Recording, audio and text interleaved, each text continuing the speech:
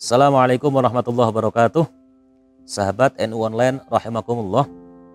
Bagaimana cara mendoakan bayi yang sudah meninggal? Apakah dimintakan ampun sebagaimana kita mendoakan atau memintakan ampun orang tua yang meninggal atau orang yang sudah balik? Nah, menurut kami adalah ada satu hal yang sangat menarik yang ini hendaknya menjadi satu pegangan bagi orang tua atau sepasang suami istri yang telah ditinggal oleh buah hatinya di mana mereka belum balik. Ada satu hadis yang diriwayatkan oleh Imam Abu Hurairah radhiyallahu anhu bahwasanya Rasulullah kurang lebih berkata seperti ini.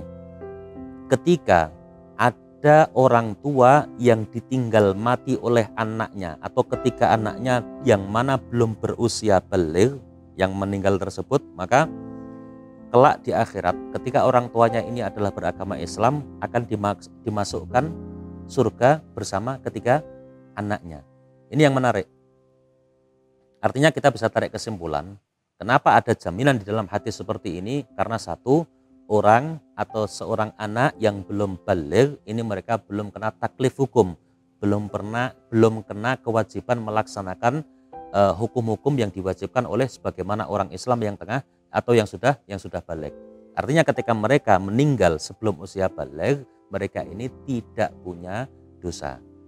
Nah, lalu bagaimana kemudian ketika ada anak bayi atau belum balik kemudian meninggal, bagaimana cara kita mendoakannya? Menurut kami yang disaring dari para ulama bahwasanya kita mendoakan agar si anak yang meninggal ini tadi menjadi simpanan bagi orang tuanya di akhirat kelak, yaitu di dalam surga. Dan tentunya yang tidak kalah penting karena silahul mukmin, doa itu silahul mukmin, bahwasanya doa ini luar biasa sekali memang. Kita juga harus mendoakan orang tuanya, ini yang paling penting. Mendoakan orang tuanya yang meninggal oleh anaknya diberikan kesabaran dan diganti nanti dengan anak yang jauh lebih baik, anak yang menjadi buah hati mereka yang nanti kelak akan membahagiakan orang tuanya di dunia dan di akhirat. Lalu andai kata membacakan tahlil, mengirim bacaan surah-surah daripada Al-Quran, apakah boleh? Boleh-boleh saja.